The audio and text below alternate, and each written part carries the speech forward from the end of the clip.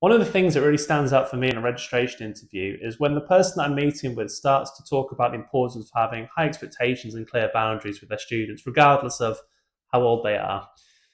We often think about these kind of things as being part of an overly strict approach that's going to suck all the fun and enjoyment out of learning and teaching. But when it's done well, it's actually usually the opposite of that, because high expectations and boundaries, they promote focus through this structure and this consistency. And that leads on to progress, which leads to enjoyment and quite often creativity as well.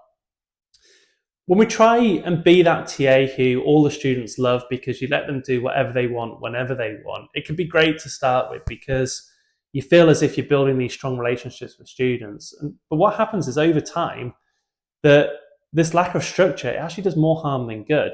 Because while some freedom is valuable and it's important that we're aware enough and flexible enough to deviate from our approach when it's for the greater good, too many options can actually lead to anxiety and frustration for the students, particularly if they've got needs such as ADHD or autism, because there's just too many options, too many choices, too many variables, and it's all coming at one time, which makes it very difficult to process.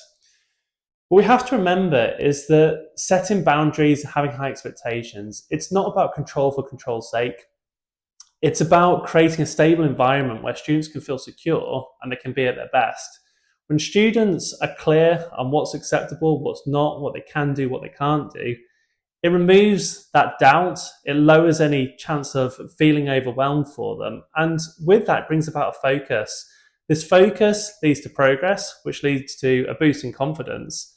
And this empowers students to take on new challenges. So if you do find that the student you're working with or the students that are part of the group that you're working with, that progress has perhaps slowed or it's halted, it might be just worth looking at your approach and just seeing if there's anything we can add to do to add a bit more consistency, a bit more structure, a bit more clarity to our approach, because that could be the difference that we need to get to where we want to be.